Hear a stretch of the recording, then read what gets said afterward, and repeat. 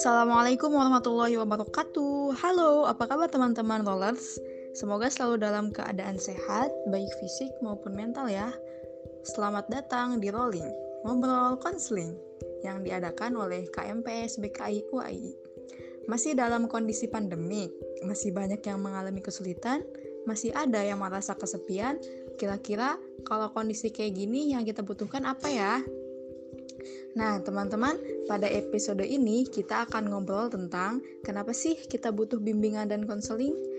Sebelumnya, teman-teman, bimbingan konseling itu adalah suatu proses pemberian bantuan berupa dukungan kepada seseorang yang menghadapi permasalahan guna mengembangkan potensi dirinya menjadi lebih baik sesuai dengan norma yang berlaku.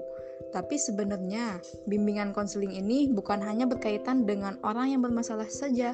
Bimbingan konseling lebih terarah pada pemberian dukungan dan motivasi kepada siapapun, baik itu yang bermasalah maupun tidak. Nah, pertanyaannya, kapan sih bimbingan konseling itu dibutuhkan? Kita semua tahu kalau bimbingan konseling itu selalu ada di sekolah-sekolah, terutama pada tingkat SMA. Dan bimbingan konseling membantu peserta didik di sekolah-sekolah untuk memberikan solusi terkait dengan masalah pendidikan. Sejatinya, bimbingan konseling sangat bermanfaat bagi semua orang, namun difokuskan pada siswa atau siswi di sekolah. Balik ke pertanyaan awal nih, kapan kita butuh bimbingan konseling?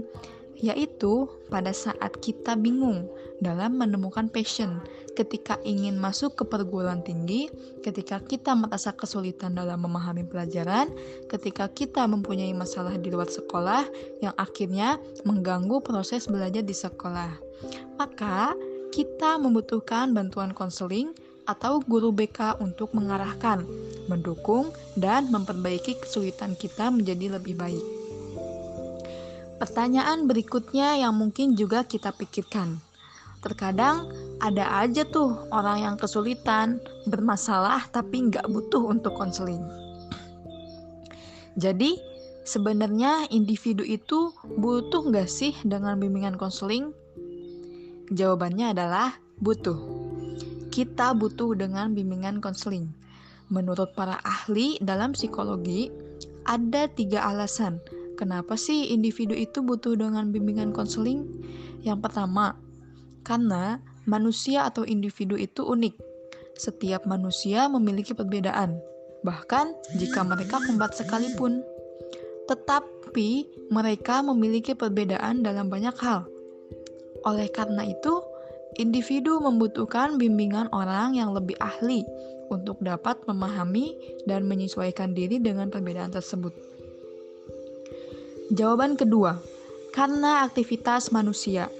Manusia adalah makhluk dinamis yang selalu bergerak dan beraktivitas. Dalam setiap aktivitas, pasti manusia sering mendapat kendala dan masalah kan? Oleh sebab itu, kita membutuhkan bimbingan konseling untuk menghadapi kendala dalam beraktivitas.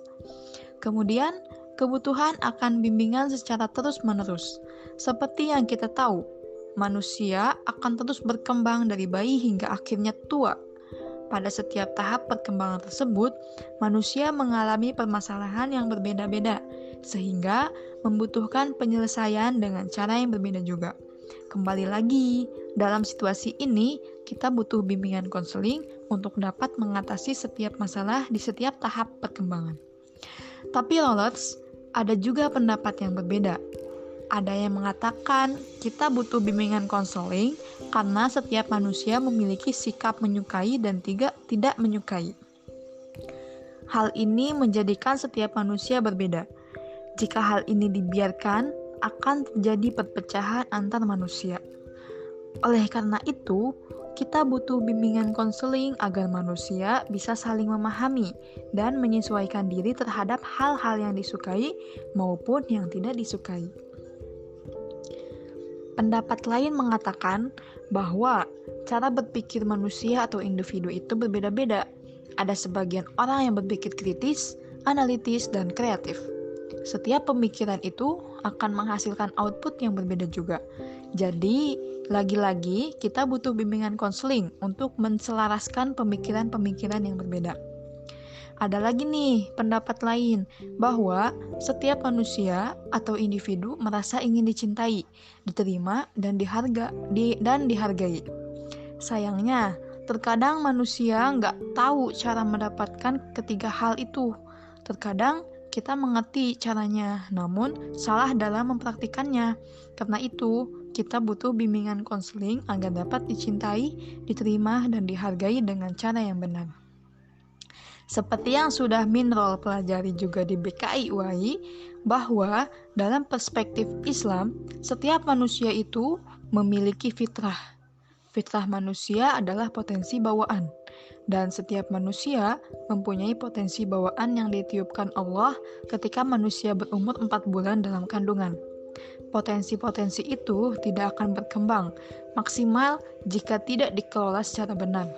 Oleh karena itu, setiap individu membutuhkan bimbingan konseling agar dapat mengembangkan segala potensi yang telah diberikan Allah secara maksimal.